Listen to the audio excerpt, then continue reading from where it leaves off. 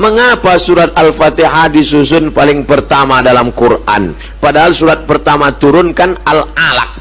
Iya juga.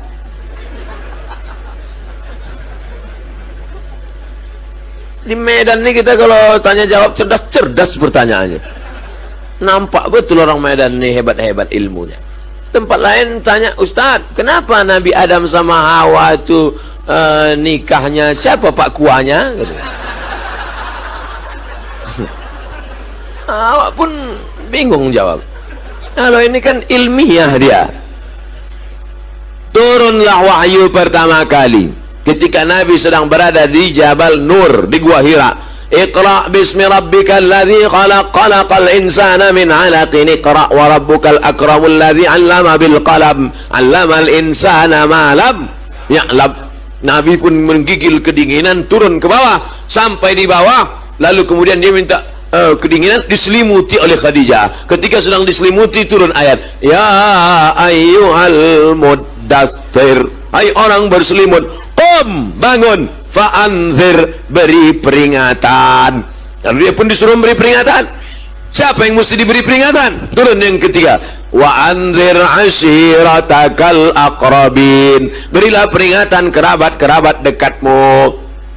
Dipanggillah pakciknya, pamannya, bibinya semua, dibawanya ke depan bukit Jabal Sofa, Jabal Marwah, bukit Sofa, bukit Marwah. Nabi pun naik ke atas bukit Sofa. Sampai di atas bukit Sofa, Nabi berkata kepada orang Makkah, hai penduduk Makkah, kalau ku katakan di belakang Jabal Abi Qubais ini ada kafir musyrik yang mau menyerang kita, apakah kalian percaya? Sadaqnaka, kami percaya ya Rasulullah. Kalau ku katakan di belakang ini ada musuh mau menghancurkan Makkah, apakah kalian percaya? Kami percaya ya Rasulullah. Kalau ku katakan aku sudah dapat wahyu dari Jibril, aku Nabi, kalian percaya? Datang Abu Lahab, tabban laka ya Muhammad, celaka kau Muhammad. Turun ayat, tabbat yada abi lahabi wa tabba ma aghna anhu maluhu wa ma kasab sayasla naran dzata lahab wa imra'atuhu hammalatal hatab. Jadi kalau begitu susunan Al-Quran, yang pertama Iqra, yang kedua ya ayyuhal muddatsir, yang ketiga wa anzir ashiratakal aqrabin, yang keempat tabbat yada abi lahabi wa tab. Pas kita buka Quran sekarang di Medan, yang pertama Al-Fatihah, yang kedua Alif Lam Mim. Jadi Quran mana Quran Medan nih? Quran yang ada di Lauhil Mahfuz, fi Lauhim Mahfuz, yang ada di Lauhil Mahfuz itu susunannya pas macam susunan yang ada di Medan. Al-Fatihah, Al-Baqarah, Ali Imran, An-Nisa, Al-Maidah, susunannya pas.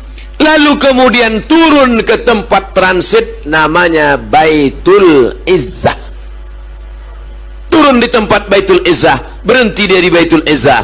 Lalu dari Baitul Izzah turun ke Nabi. Itulah yang menurut susunan secara historikal, secara sejarah tadi. Datang Jibril membawa Iqra, datang Jibril membawa ya ayyuhal muddatsir, datang Jibril membawa wa ashiratakal akrabin, datang Jibril membawa tabbat syada, datang orang bertanya tentang haid, turun ayat haid, yas'alunaka anil mahid qul huwa adza, datang orang bertanya tentang sedekah, yas'alunaka anil madza yunfiqun, bertanya mereka tentang khamar, yas'alunaka anil khamri wal maisir.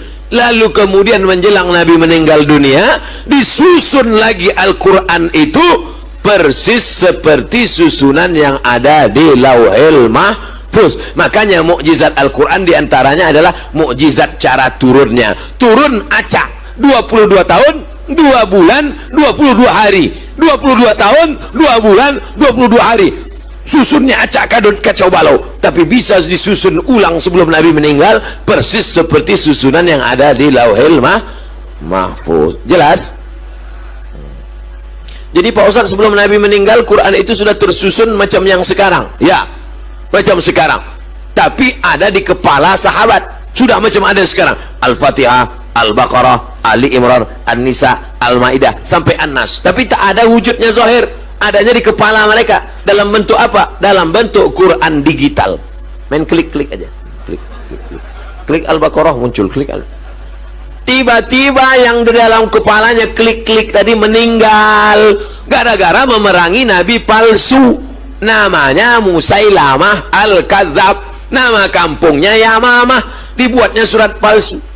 Wal fil wa ma adraka mal fil lahu zailun tawil, demi gajah, tahukah kamu apa gajah itu? Ekornya panjang.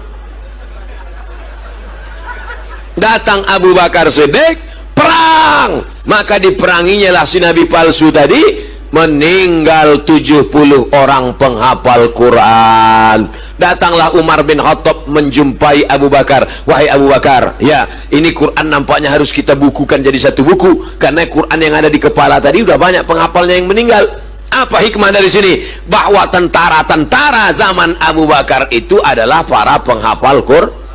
Makanya anak-anak kita ini mesti hafal Quran. Nanti dia jadi tentara, tentara hafal Quran. Dia jadi polisi, kapolres hafal Quran. Dia jadi kapolri, kapolri hafal Quran. Dia yang akan memperjuangkan Al-Quran. Takbir.